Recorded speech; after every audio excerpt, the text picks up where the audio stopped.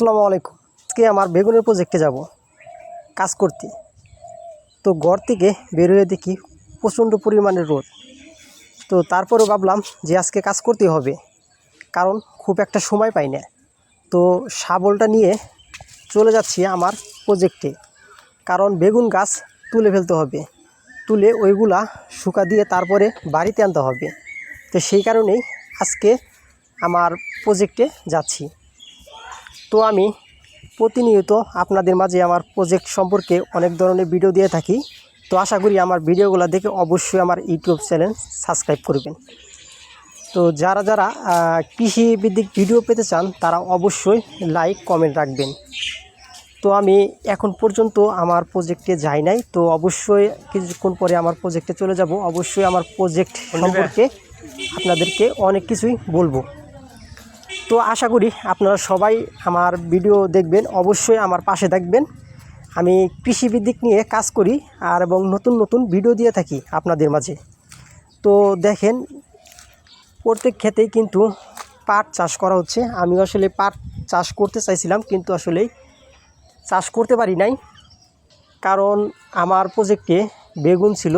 তো সেই মুহূর্তে আসলে কিছু কিছু বেগুন আমি হারভেস্ট করতে পেরেছি। তো বেগুনের দাম মোটামুটি ভালো ছিল, সে কারণে আমি পাট চাষ করি নাই। তো ইতিমধ্যেই কিন্তু আমার প্রজেক্টে চলে আসছি। তো দেখেন বেগুন গাছের কী অবস্থা। এখন কিন্তু আসলে কোনো বেগুন নাই, অ্যাকচুয়ালি বেগুন শেষ, গাছগুলা প্রায় মরার দিকেই আছে। প্রিয় দর্শক, আজকে আসলে প্রচণ্ড পরিমাণ গরম এবং দেখেন কি পরিমাণ রোদ উঠছে।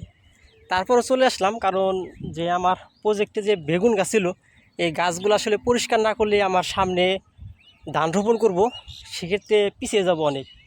তো আমি আজকে চলে আসলাম, আসলে রোদ থাকার কারণেও আমি এখানে চলে আসলাম যে বেগুন গাছগুলা অতি তাড়াতাড়ি তুলে ফেলবো, এমনকি গাছগুলো শুকিয়ে বাড়িতে নিয়ে যাবো, এগুলো রান্নার কাজে সাহায্য করা হবে। তো যাই হোক, আমি একটু আপনাদেরকে দেখানোর চেষ্টা করি আমার প্রজেক্টটা। আমি কিন্তু অলরেডি কিন্তু বেগুন গাছ তুলে ফেলতেছি, কারণ এগুলোতে আসলে কোনো জালি নাই বা বেগুনের ফুলও নাই। তো দুই একটা গাছ আমি রেখে দিতেছি, কারণ এই যে এখানে দুই একটা গাছ আছে, নতুন নতুন জালি বা ফুল আসতেছে। তো যে এগুলা তুলে ফেলছি, এগুলো আসলে কোনো কাজ হবে না, যে এগুলা হয়ে নষ্ট হয়ে গেছে গাছ।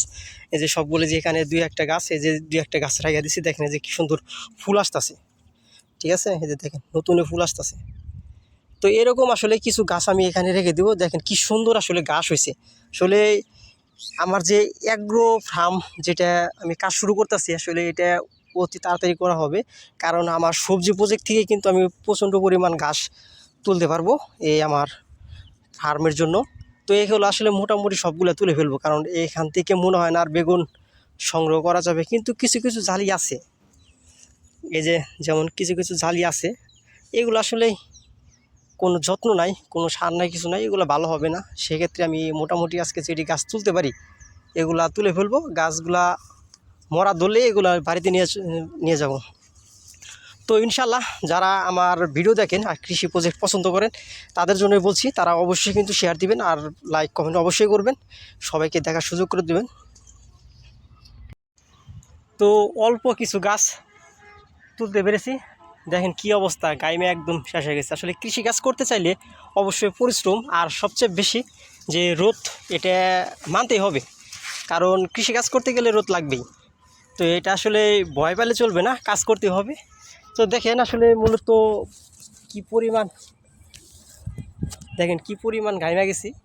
তো তারপরও ইনশাল্লাহ আমি মোটামুটি অর্ধেক গাছ তুলবো, কারণ এগুলো আবার শুকাবো, বাড়িতে নিব।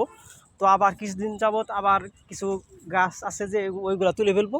তো ইনশাল্লাহ মোটামুটি শেষ হয়ে যাবে। দেখেন কি পরিমাণ আগাছা, আমি এগুলো একটু দেখানোর চেষ্টা করি আপনাদেরকে। পুরা ক্ষেত একদম আগাছা দিয়ে নষ্ট হয়ে গেছে। যেমন ধরেন যে কিছু আসলে পাট শাক খাওয়ার জন্য বুনছিলাম, এগুলো বড় হয়ে গেছে। তো আসলে মূলত দেখেন আগাছাতে ভর্তি। আসলে এগুলো যখন আমি ধান রোপণ করব তার আগে আমি আবার ওষুধ দিয়ে নেব, ওষুধ দিয়ে সব গাছ আগে কীটনাশক দিয়ে এই গাছগুলো আমি আসলে একদম পুড়ে ফেলবো। তো আসলে পুরার পরে আসলে মূলত খেতে সাইজ কমে পানি দেওয়া শুরু করব, কারণ যে পরিমাণ বাদাল গাছ যেটা হয়েছে, এটা অতিরিক্ত পানি না বাজায় রাখলে এই গাছগুলো যাবে না। দেখেন কি পরিমাণ গাছ, এই আগাছাগুলো আসলে ক্ষেতের মূল নষ্টকারী। তো যাই হোক, আমি যে আর কিছু কিছু আছে গাছ আছে যেগুলা তুলে বলবো, কিছু তুলে বাড়িতে চলে যাব, কারণ প্রচণ্ড পরিমাণ রোদ এখানে। এত রোদের যে পরিমাণ রোদ, আসলে এই রোদের মধ্যে থাকা আসলে কষ্টকর হয়ে যাচ্ছে।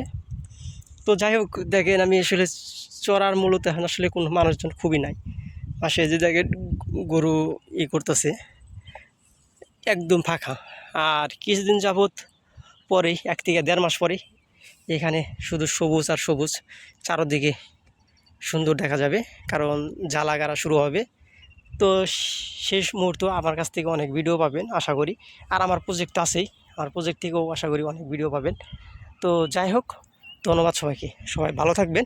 আর বিশেষ করে আমার ইউটিউব চ্যানেল সাবস্ক্রাইব করে দিবেন। ধন্যবাদ সবাইকে। কাজ শেষ করে শাবল নিয়ে বাড়ির দিকে চলে যাচ্ছি, কারণ অতিরিক্ত রোদের মধ্যে কাজ করলাম, তো আর রোদে থাকতে পারতেছি না, সে কারণেই তো চলে যাচ্ছি বাড়ির দিকে। দেখেন মুখের দিকে তাকানো যাচ্ছে না যে কী পরিমাণ রোদে মুখটা কেমন হয়ে গেছে। তো আসলে এই কৃষিকাজ করলে বিশেষ করে এরকম রোদ সহ্য করতে হবে, আর প্রতিনিয়ত কাজ করতে হবে, কারণ কৃষিকাজ প্রতিদিন করা লাগবেই, কারণ যত যত্ন ততই কৃষিতে সফলতা আসে। তো এদিক দিয়ে আমি আসলে যাচ্ছি একটু। অনেকে দেখেন পাট চাষ করছে, তো আসলে পাটগুলো কিন্তু খুবই সুন্দর হয়েছে। তো সবার উদ্দেশ্যে বলবো, যারা কৃষিকে পছন্দ করেন, কৃষিকে ভালোবাসেন, তারা অবশ্যই আমার ইউটিউব চ্যানেলটা সাবস্ক্রাইব করে দিবেন, আমার পাশে থাকবেন। ধন্যবাদ সবাইকে।